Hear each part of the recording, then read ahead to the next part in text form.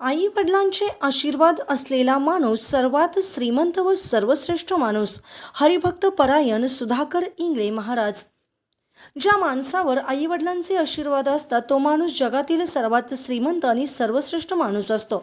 जीवनात प्रत्येकाने आपल्या आई वडिलांची सेवा करावी, त्यातून सर्वात मोठे पुण्य मिळते। खऱ्या अर्थाने यातच सर्वात मोठा परमार्थ आहे। जो आई वडिलांची सेवा करतो त्याची देव सुद्धा दखल घेतो, असे प्रतिपादन अखिल भारतीय वारकरी मंडळाचे राष्ट्रीय अध्यक्ष हरिभक्त परायण सुधाकर इंगळे महाराज यांनी केले। कैलासवासी महादेव बाबूराव अवताडे यांच्या 20व्या पुण्यतिथीनिमित्त आयोजित कार्यक्रम प्रसंगी ते बोलत होते। हरिभक्त परायण सुधाकर इंगळे महाराज म्हणाले, मुलामुलींनी आपल्या आई वडिलांचे नित्यनेमाने दर्शन घेऊन भारतीय संस्कृतीचे जतन केले पाहिजे। कीर्तन सोहळ्यात येऊन हरिनाम जप केला पाहिजे। वाईट संगतीचे पाप खूप मोठे आहे, म्हणून चांगल्या व्यक्तीच्या संगतीत राहायला हवे।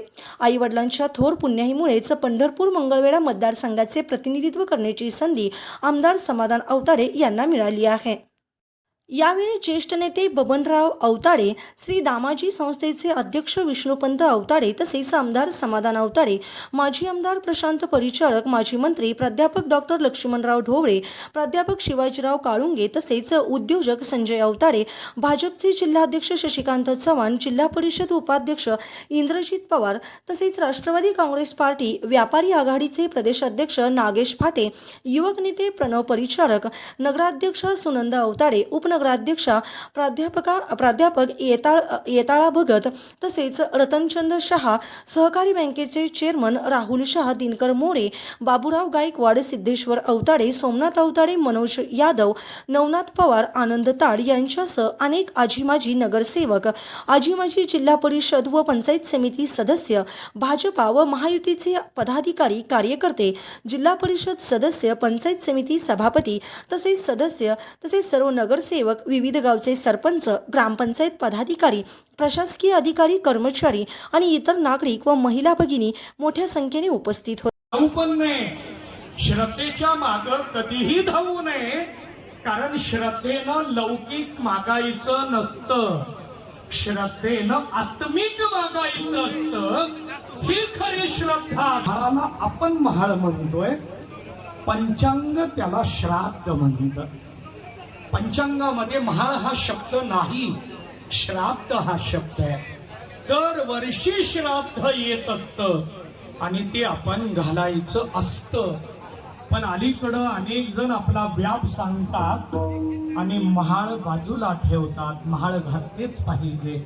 आपण वाढदिवसाला वेळ काढतो तसा पुण्यतिथीला सुद्धा वेळ काढला पाहिजे। बघा, आज सन्माननीय आमदार साहेब असतील किंवा त्यांचे सगळे बंधू किंवा त्यांचे सगळे ते करणारच होते, पण मंदिर सध्या बांधकाम चालू असल्यामुळं त्यांच्याकडून पुढं मागं होईल म्हणून काळजीनं त्यांना बजावून सांगितलं की सेवेत अंतर नको, वारकऱ्यांना त्रास होऊ नये याची त्यांनी काळजी घेतली।